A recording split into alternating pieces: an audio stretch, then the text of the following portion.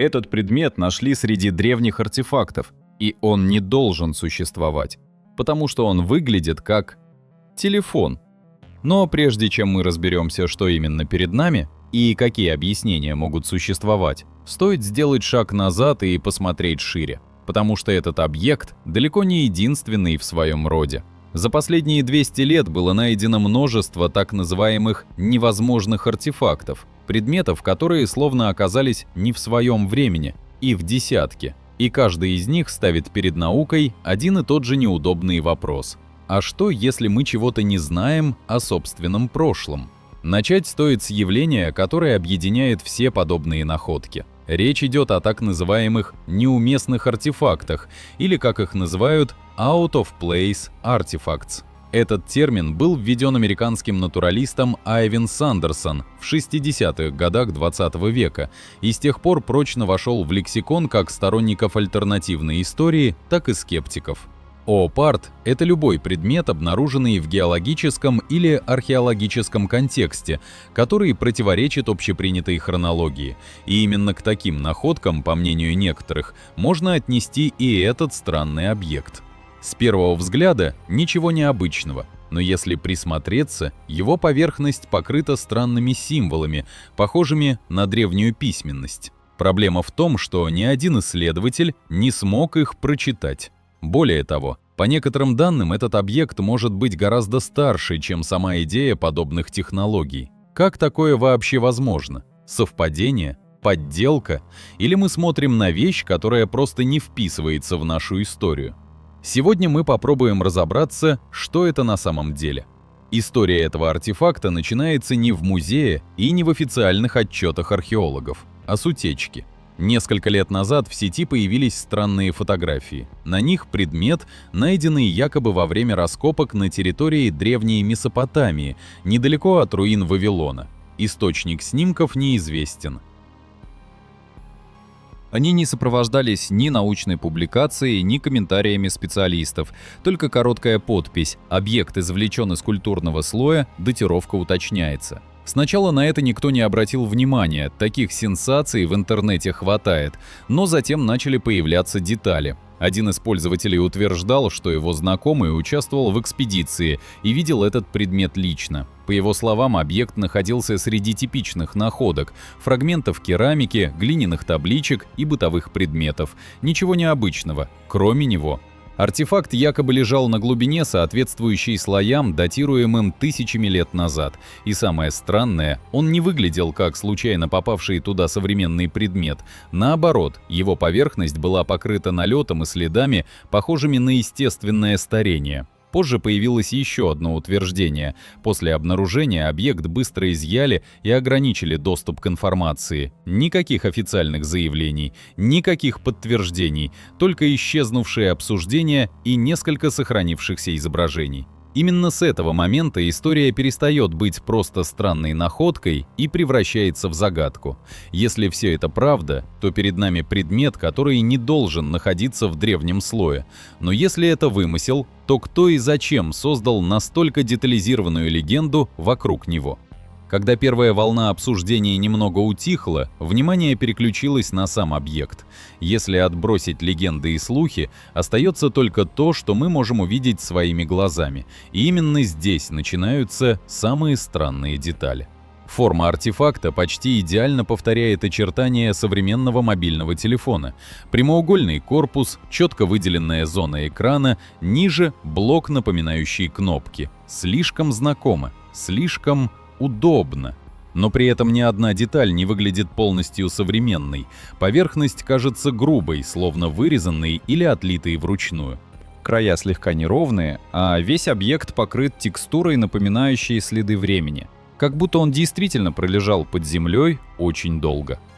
Теперь символы. На месте кнопок ни цифры и ни буквы. Каждая кнопка содержит отдельный знак. Геометрические формы, пересечения линий, фигуры, похожие на упрощенные символы древних письменностей. Они не повторяются так, как это обычно бывает в языке. Нет очевидной системы, нет последовательности. Скорее ощущение, будто это набор значков, созданных с определенной эстетикой, но без явной логики. Экран выглядит не менее загадочно. Он заполнен теми же символами, но уже в виде текста. Строки есть, но они не читаются. Глаз пытается уловить структуру, найти знакомые паттерны и каждый раз терпит неудачу. И вот здесь возникает главный вопрос. Если это подделка, почему она сделана так тщательно? А если нет, почему она так точно имитирует объект, который появится только спустя тысячи лет? Чем дольше смотришь на этот артефакт, тем сильнее возникает ощущение, что он находится где-то между двумя мирами – древним и современным. И, возможно, именно это делает его таким тревожным. Существует несколько теорий насчет этого артефакта, и некоторые из них звучат слишком убедительно. Первая версия – о потерянной цивилизации. Сторонники этой идеи считают, что наша история может быть далеко не полной, что до известных нам древних культур могла существовать другая, более развитая, обладающая технологиями, которые мы просто не смогли сохранить или понять. Или их скрыли от нас. В этом контексте артефакт перестает быть невозможным. Он становится реликтом, остатком мира, который исчез, оставив после себя лишь обрывки знаний и странные находки. И тогда возникает мысль, а сколько еще подобных предметов мы просто не распознали? Вторая теория идет еще дальше. Она предполагает, что технологии могли появиться не изнутри цивилизации, а быть принесены извне. Не обязательно в привычном смысле. Речь не всегда идет о прямом вмешательстве, скорее о влиянии, о знаниях, которые оказались у людей раньше времени. В этой версии артефакт не продукт человеческой эволюции, а нечто, что оказалось здесь, раньше, чем должно было. Или раньше, чем нам позволено о них узнать.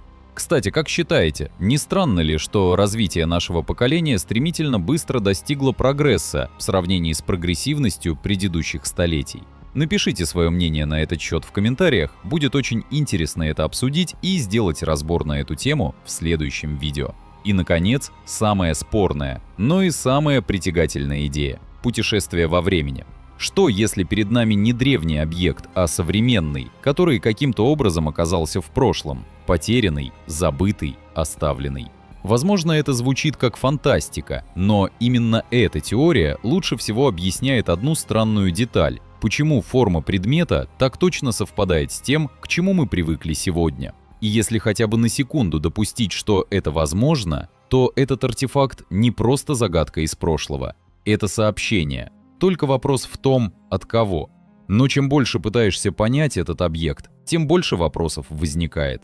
Символы на его поверхности не просто декоративны, они повторяются. Они образуют структуры, похожие на язык. Некоторые исследователи, изучавшие изображения, отмечают, в этих знаках есть закономерности, которые слишком сложны для случайного узора, но ни одна известная система письма не совпадает с ними полностью. Это не совсем клинопись, не совсем что-то современное, как будто промежуточная форма. И самое странное, если долго смотреть на эти символы, начинает казаться, что они что-то передают. Не текст в привычном смысле, а скорее сигнал. Есть еще одна деталь, о которой редко говорят – форма объекта. Он слишком точно повторяет устройство, которое появилось в нашей культуре совсем недавно. Не просто похож, а словно создан по тем же принципам. Но тогда возникает вопрос, почему именно такая форма? Почему не любая другая? Почему не абстрактный артефакт, а именно предмет, который мы узнаем мгновенно? Некоторые предполагают, что это может быть не совпадение, а отражение. Как будто идея этого устройства существует не только в нашем времени, как будто она проявляется снова и снова. Мы привыкли думать, что история развивается линейно, от простого к сложному, от древнего к современному. Но что если это не совсем так? Что если некоторые идеи не изобретаются, а возвращаются? И тогда этот объект не ошибка, не подделка и не случайность, а намек. На то, что мы понимаем о времени гораздо меньше, чем думаем, и, возможно, это не последний подобный артефакт. Как бы мы ни пытались объяснить подобные находки, они оставляют после себя ощущение незавершенности. Как будто мы видим лишь часть картины, но не можем сложить ее целиком. И, возможно, самые интересные открытия еще только впереди. Если тебе было интересно это расследование, поддержи видео лайком, это действительно помогает развитию канала. И подписывайся, чтобы не пропустить новые истории, в которых граница между реальностью и загадкой становится все тоньше. Увидимся в следующем видео.